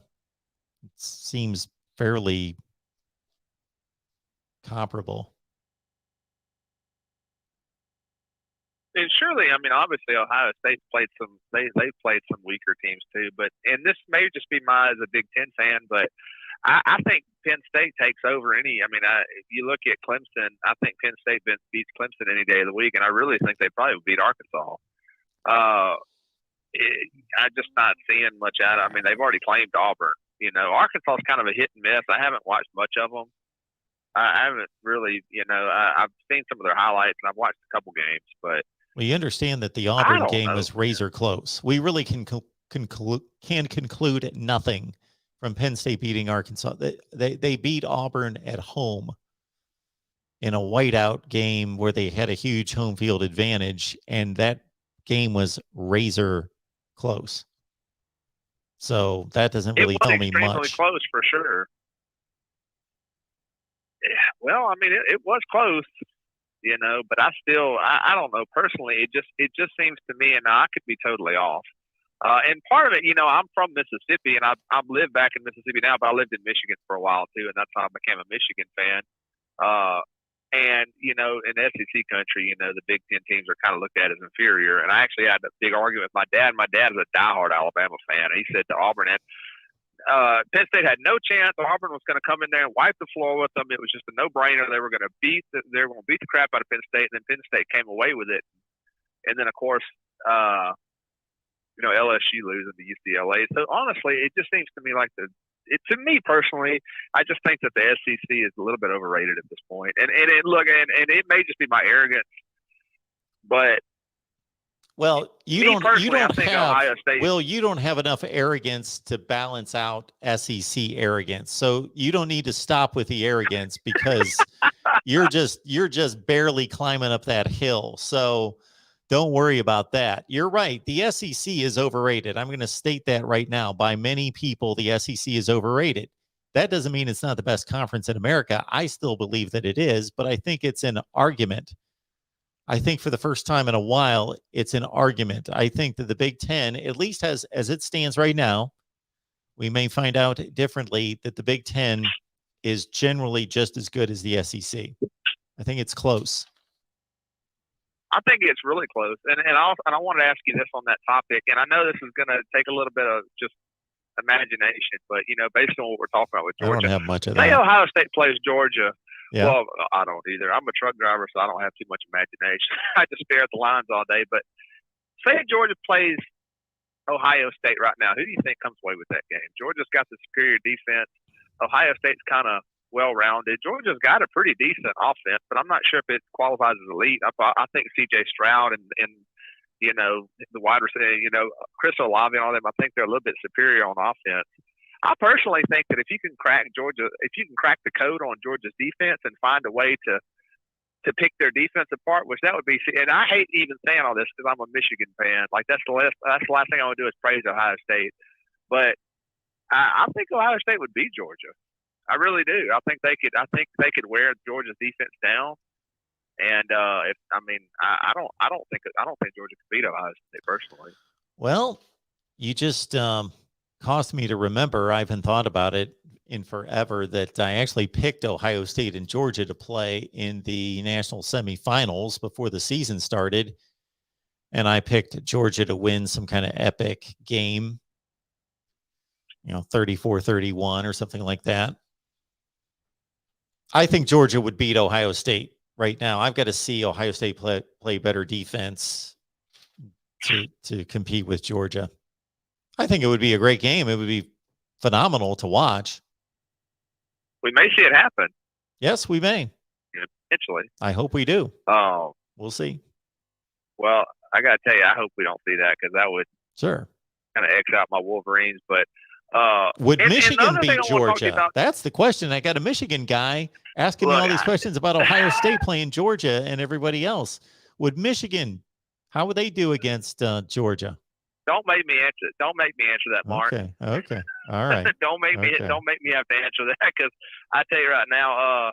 I was listening to Eric All on a podcast. You know, he's the one that caught that game-winning touchdown. They're asking him about Ohio State, and he said, "Man, you know, honestly, we're just focused on the Natty, man. We want to win a national championship." And I was thinking in my mind, that's really not good. You're thinking way too far ahead right now because you've got a giant you've got to overcome before you can even think about that. And honestly, Michigan. I just want us to win the Big Ten championship. If we can do that, then it's complete. Like, I don't even care about the playoffs, honestly, because it is. It's just hard to say what would happen. We know Georgia's definitely dominant. Alabama's close to dominant. Michigan does have some holes. I mean, you know, Cade McNamara is a good quarterback. But, you know, I'm going to remind you something, too. Brian Greasy off the 1997 championship team, he wasn't necessarily a lights out. I mean, he was a good QB. He's probably better than Cade McNamara. But he wasn't the best QB at the time in college football. He wasn't the second best QB. Personally, I think Scott Frost was a better QB than Brian Greasy. But Brian Greasy was all about the team. You know, he was a team-first kind of quarterback. And I think that goes a long way, honestly. You know, and this Michigan Wolverine team that we got right now, I mean, it's a very team-oriented group of guys. You know, you can tell they all love each other, and they're going to give each other all they got. But, you know, if those boys are considering the national championship right now, I hope they keep their eyes on what's right in front of them, because that's the very last thing you want to do is sleep on an Ohio State team that we haven't beat in a relevant game in 18 years, because the one 10 years ago didn't even count. And the last thing I wanted to ask you about too, with this thing with Mel Tucker, this contract, is there any report that he's agreed to sign it? I've heard about the contract itself. But is there any feedback as to whether he's going to sign it or not, or is it just the Michigan State Athletics talking about the contract? Well, it's not official. No, he's not signed a contract. I'm looking at it right now. As you mentioned, CBS Sports reported Michigan State attempting to sign Coach Mel Tucker to a massive 15-year contract. Well, or 10-year contract, I'm sorry. He did state the other day that Michigan State is a destination job. I think that he's pretty tight-lipped and watches what he states, that seems to be a precursor to the signing an extension. Well, I think he's pretty tight on what he wants to. He's definitely not letting out much as far as his real intentions. He's just kind of giving little snippets, and I think he's saying all the right things. I think honestly, with Michigan State, I think they want to lock him up. Clearly, I bet you $1 million LSU's probably already contacted him. I mean, who else are they going to get? There's nobody really that's willing to go anywhere. Nick Saban's not going to leave Alabama. They're not going to go for a Rich Rod kind of coach. They're going to try to get somebody that's got some kind of clout. And some would even argue that Mel Tucker doesn't have a whole lot of clout. You know, obviously he's a slam dunk with getting Kenneth Walker. I wish like hell we had him at Michigan. I mean, I really wish we could have gotten him at Michigan. He did good with Kenneth Walker, but honestly, his pass rushing, they're like dead last in the country on pass rushing. I mean, there's definitely some holes in that Michigan State team.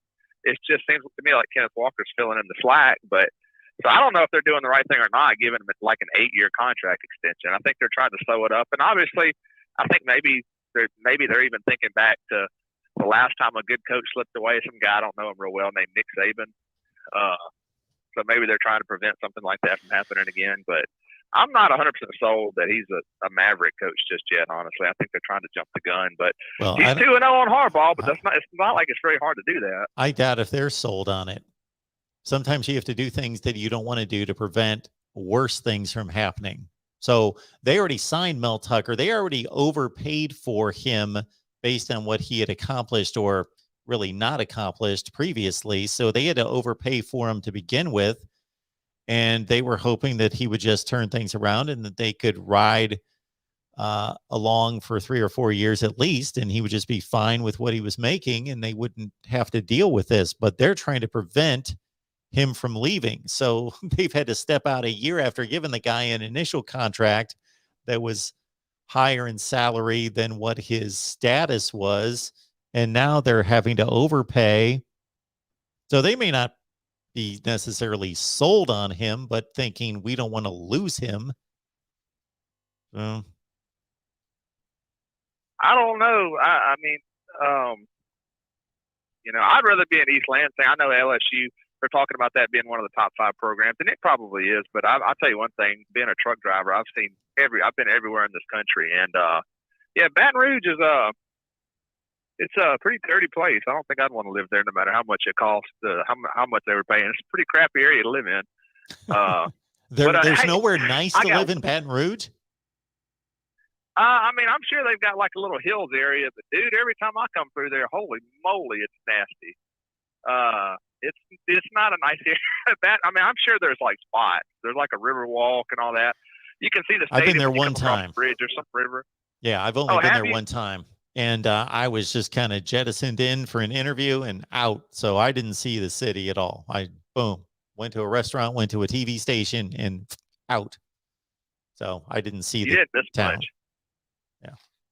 Well, I've got one last thing, and then I'm done with you because I know you got other callers. USC, who do you think is a viable? And my main question about USC is, what kind of coach do you think would be interested in a job like USC? Honestly, and I've been thinking about this for a while. I know USC is they say it's a top 5 program, but and I know they're going to swing high too, and they're going to look for a really qualified coach, but what kind of coach would really want to go to USC? I know it's a nice area. It's LA, but USC, they're not just looking for a coach. They're looking for somebody to resurrect their program, like dig it out of the ground. I mean, it's just a dead program right now. They can't seem to lock up a lot of good in-state recruits. There's a lot of California kids leaving right now. Ole Miss has got Matt Corral from California. C.J. Stroud's from California. They've got a lot of good blue-chip talent leaving the state. It just seems like a toxic program to me. And they fired 3 coaches in the month of September. Now, obviously, with the Steve Sarkisian thing, I mean, he had his issues. But so obviously, they don't value their coaches. I don't see why anybody would consider that a golden egg pro. I mean, the only plus would be living in LA if you like that kind of thing, and it's dirtier than Baton Rouge. Honestly, it's homeless people everywhere. You don't think that they had justification in firing those coaches? Oh no, I do for sure. I definitely do, especially Sarkisian. It's just the way they did it, man. I don't know. I'm not sure if I've ever heard of a program hiring 3 coaches in a row in September.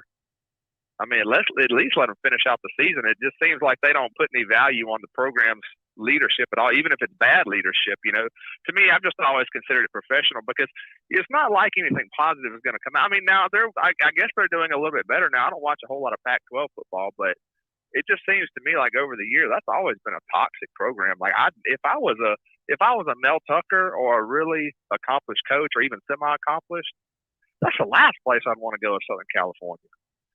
That's because the last place you'd want to go.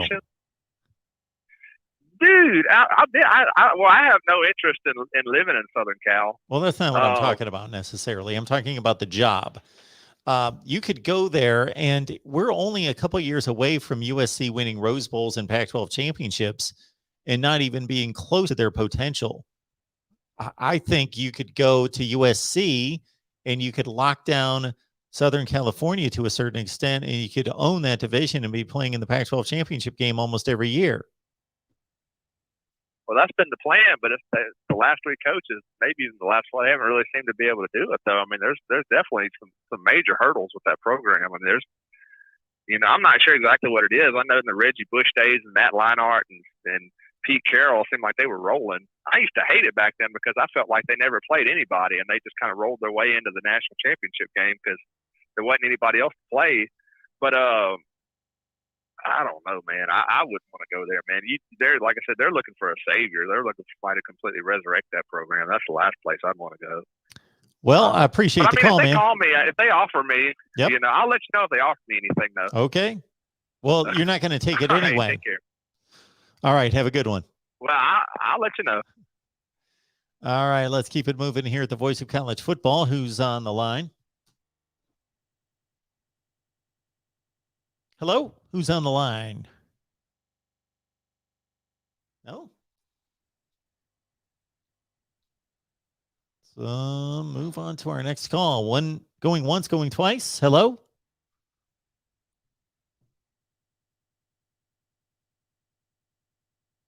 Okay, we'll try the next call. Next up at the Voice of College Football, who's on the line? Hello, this is Matt. Can you hear me? Hey, Matt. How you doing? Good. Yourself? I am doing well. What's on your mind? I love your show, by the way. Thank you. I actually watch a lot of the Iowa one. I'm a Badger fan. I hate Iowa, but they have good content. So Yes, they do. I've been watching that. Appreciate that. So I was thinking, obviously being a huge Badger fan, we've been rolling here. Towards the beginning, I believe this year sometime, there was a stat out that was talking about teams that would have benefited had there been an expanded playoff. And I think the Badgers were number one by quite a bit because they always seem many years to kind of creep right in like that top 10 range. And I was just thinking like this year, so, assume the way we're playing, we actually managed to win. Oh, I would assume we'd obviously be in the top 10 again since we're already in the top 15, but we obviously wouldn't get to the playoff. We'd probably get in the playoff, obviously, was expanded. So it just kind of got me thinking, this Badger team sort of reminds me of the USC team. I think it was 2016. Yep. Maybe 2017 where they got hot in the year. They're just a different team. And I know a lot of times people are like, well, top four always make it in, but every once in a while you get that team like USC or Wisconsin this year where they do get hot at the end of the year and it's just a totally different team. And I just wonder if, I guess one, that's a good reason for expansion. You might have a team that is playing best football that's not getting a chance. But the other thing is, do you think the way Wisconsin looks now, if it's legit, would they have a chance, maybe not to win the national championship, but make a little run in a playoff scenario? So you make a good point. We talked about this. Well, we've talked about it dozens of times, but somebody brought this up, or I did just a couple days ago, where I made the same claim because there are some people that view the rankings as, okay, this is a buildup throughout the season and we're ranking the best teams right now. And other people look at it as a complete resume where game one means the same as the last game that was played. And you need to judge the entire resume with every game equally weighted. But you're right. USC was 1-3. Then they went on a run. They actually beat the team that made the playoff out of the Pac-12, Washington, by 2 scores. And of course, won the Rose Bowl and finished in the final top 3 in the country in the final poll, but could not make the playoffs. Yep. So that's a dilemma because you don't want to say, okay, we're going to weight the games because that doesn't seem fair to say, okay, well, we've got 12 games and we're going to weight them differently. Therefore, game 6 is going to be weighted as one game, and game 1's going to be 1/12 of a game, and game 12 is going to be 2 games. That doesn't seem quite fair or quite legitimate. You can't do that obviously because of injuries and stuff like that. You get down a rabbit hole doing that. So I completely get that. You can't do that. But you're right. Wisconsin's been a program. I've run the numbers through, depending on how we would select the 16 teams. If you went 16 teams, I've gone through each playoff era season since 2014, and Wisconsin would have made a few playoffs. And this team has one of the 2 best defenses in the country. Oh, for sure. Well, the other thing I was thinking, obviously, we're coming up on Nebraska, and I understand they're 3-7. It's been said a million times that they're better than their record. They just can't close out something like that. For me, this is a game, I think, that even though they have all those offensive changes, they lost JoJo Doman, the one thing I think, this is really going to tell us where the Badgers actually are at right now, because it is technically, I think, the best offensive team they've played all year. They have a great defense regardless, but this is the one I think is going to tell us exactly when. If they go in there the first team that actually beats Nebraska by double figures. That's going to tell me a lot. Not to mention Graham Mertz, because I think that's the big key. Braylon Allen opened everything up for Graham, and the line started gelling.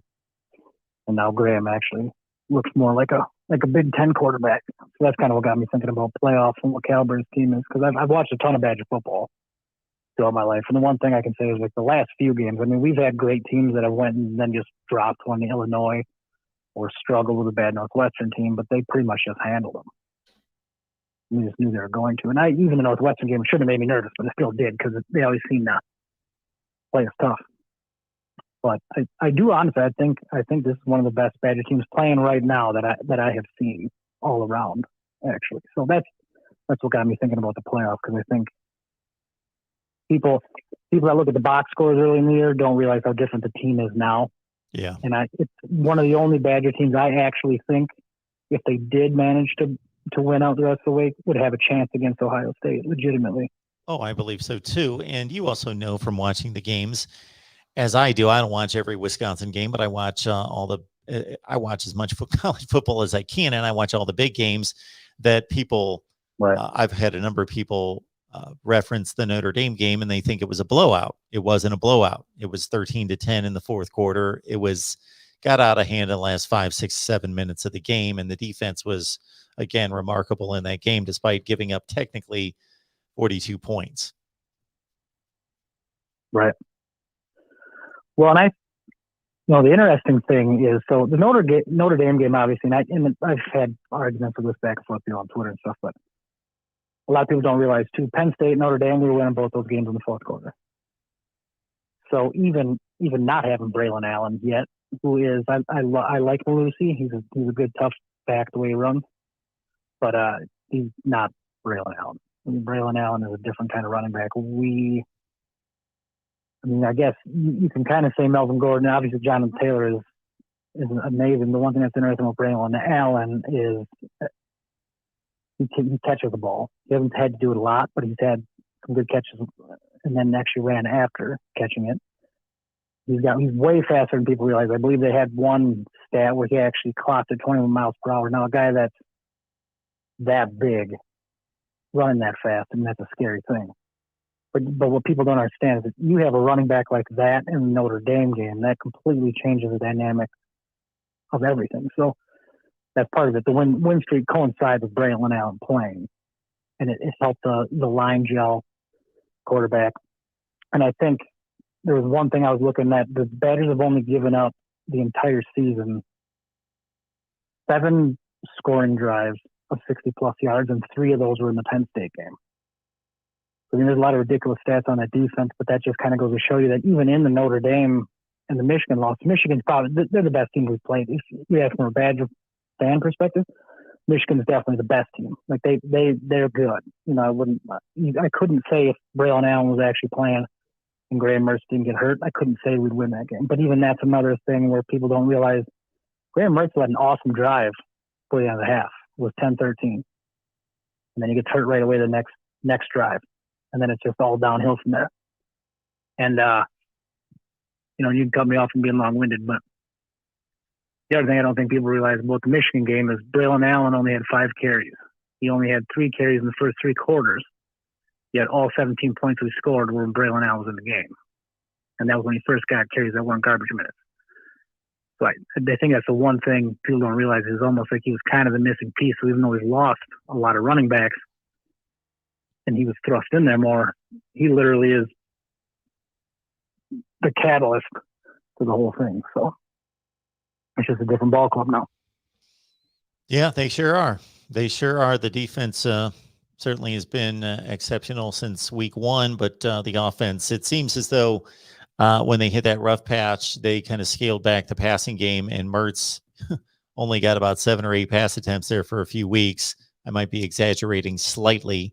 But now he's back in the groove, and obviously the support of the running game, and they've thrown him more like 20, 23 passes the last few weeks.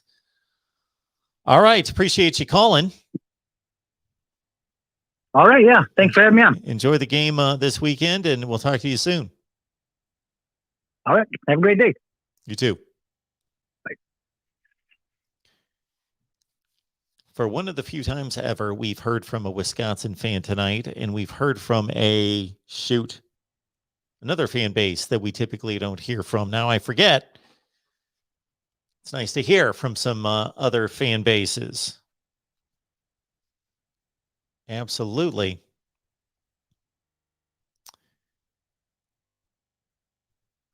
So just running down what Saturday looks like, the Week 12 schedule. Keep in mind that we will have post-game shows throughout the day, both here on the main channel and on our team-specific channels. Tons of post-game here at the Voice of College Football. So let's go through it. Starting at noon, Georgia's playing someone called, as somebody mentioned, one of the previous callers, something called Charleston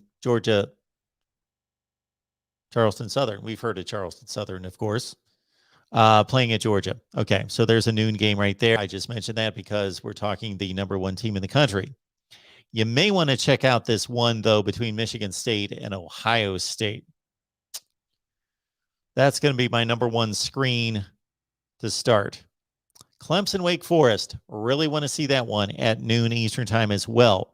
Oklahoma, Iowa State. Very, very pivotal in determining who's going to play in the Big 12 championship game. Other than that, the SEC is playing a bunch of flyweights, Prairie View, Tennessee State, and New Mexico State between Kentucky, Mississippi State, and Texas A&M. Florida State, Boston College on the ACC network. Northwestern, Purdue on the Big Ten network. Purdue has a ridiculous, we can thread the needle to get to a Big Ten championship game type scenario. They need all sorts of things to break right. So those are the noon games, along with Penn State, Rutgers on the Big Ten network, and Army, UMass. Can't wait for that one. Texas, West Virginia play at noon Eastern time. So those are the noon games. My setup's going to be Ohio State, Michigan State, front and center. Ohio State, Michigan State, got to watch it. It's right there.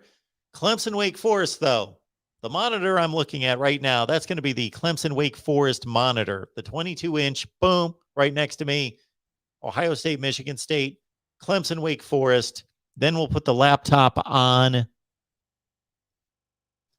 Oklahoma, Iowa State. Now, unfortunately, because of what games are on what networks, that plan may need to be revised slightly. I think actually the Iowa State Oklahoma game is going to get kicked to the curb, unfortunately, because I may not be able to get that game online. We'll see. Then at 3:30,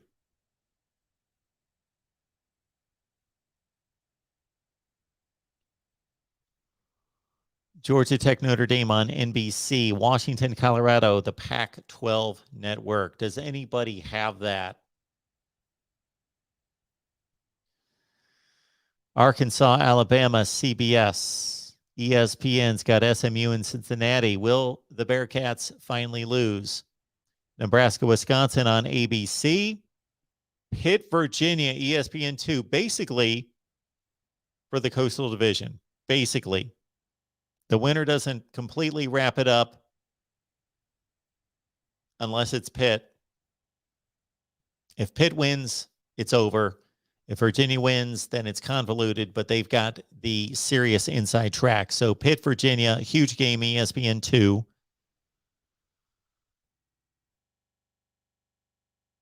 Indiana, Minnesota on the Big Ten Network. And there you go with 3:30. So 3:30 is kind of difficult. I guess I'm going to start out Alabama, Arkansas, but understanding that it's probably not going to last on the number one screen for long. Wisconsin, Nebraska on screen number 2, which may turn out to be the best game. I failed to mention Michigan, Maryland. You know what? I'm probably going to watch, but again, it goes by the networks. I've got to put the Fox and CBS games usually on my main channel, on the main screen because I can get all the ESPN games online through the cable package. But the way I would want to set it up would be, actually, I want to see Pitt and Virginia. If Brennan Armstrong's playing, does anybody know if Brennan Armstrong's playing for Virginia? If he is, that's going to be a game. Pitt, Virginia. I know I'm in the minority there, but then Alabama, Arkansas, until it becomes a blowout, and Nebraska, Wisconsin. Those are my three. Cincinnati, SMU, and keep in mind that I got the DVR humming, overheating with all the games all the time. All right. That takes us to prime time. BYU's playing Georgia Southern, by the way, on ESPN Plus. NC State, Syracuse on the ACC network at 4 Eastern. At 4 Eastern, Missouri, Florida on the SEC network. All right, let's take it to prime time. Oh, and then on Fox, it will pain me not to watch USC UCLA. I want to. The traditionalist in me, the purist, the child in me that harkens back to the days of yesteryear, want to watch USC and UCLA play. That is the prettiest game in college football. I will stand on that. Prettiest game in college football, USC, UCLA. Best game aesthetically, especially when they play at the Rose Bowl, but they're playing at the Coliseum this year. USC, UCLA at 4 Eastern. Okay. Man, there's a lot of weird times for these games. I missed Iowa, Illinois at 2 Eastern on Fox, FS1, followed by an interesting Baylor, Kansas State game at 5:30 Eastern. All right, let's get to prime time. So I'm going to be jumping around through those games if the 3:30 games hit the skids. But I'm expecting Wisconsin, Nebraska to be good, Arkansas, Alabama not to be good, and Pitt, Virginia, depending on the health of Brennan Armstrong, to possibly be good. 7 o'clock Eastern, Auburn, South Carolina. For an SEC game, I basically have little interest in watching that game. I do want to see Oregon and Utah play. I do want to see Oregon. Yes, I want to see that game. Ole Miss and Vandy on the SEC network. Tennessee's playing on ESPNU against South Alabama. Miami, Virginia Tech on the ACC network. I've got mild interest in that game. Mild. Fox has Oklahoma State and Texas Tech. Could be decent. And then, so that primetime window is very, very thin. Why are we getting better games at noon and at 3:30 than the primetime? This has been every week. There are 4, 5, 6 games at noon Eastern and 3:30 Eastern that are better than at the primetime games. It's like one game, and then there's like 3 games. It's very strange, the scheduling this year. Last week, the primetime window was good, finally good. But most weeks it's been thin. And then late night, we've got basically nothing. Arizona State, Oregon State on ESPN. I would watch that, but I'm going to be here talking to all of you. But I would sit and watch Arizona State and Oregon State play. Why not? I've got no interest in Boise State in New Mexico. Or this is how thin the schedule is in primetime. The ESPN2 game is LSU and Louisiana Monroe. That's on ESPN2. When you shop Amazon, use the link in the description section. Please help us build the channel. You're already on Amazon. Stats tell us that almost everybody's on Amazon at some point. Please use the link that we provide in the description section of any of the videos. Grab that, put it somewhere where you will remember it and use it. That helps us build the channel. It's the same shopping experience. Doesn't change. You might as well use the link that we provide. Doesn't cost you a penny. All right, folks, it's been real. It's been good. I will search for any other relevant comments that have come in, but nobody's on the line, so that's a good thing. I hate cutting people off that are on the line when we end the show. So thanks for being here. Oh my goodness, we've got Notre Dame post game, Ohio State, Michigan, Nebraska, Iowa, Oklahoma, Texas A&M, Georgia, Florida, Florida State, Miami, Virginia Tech. All those post-game shows coming up on their respective channels or here on the main channel. So please check it out. Please be here. And I will be here multiple times throughout the day doing instant analysis videos, but then for sure live with all of you taking your calls live Saturday night, 11 p.m. Eastern time, right here at the Voice of College Football. We will see you then.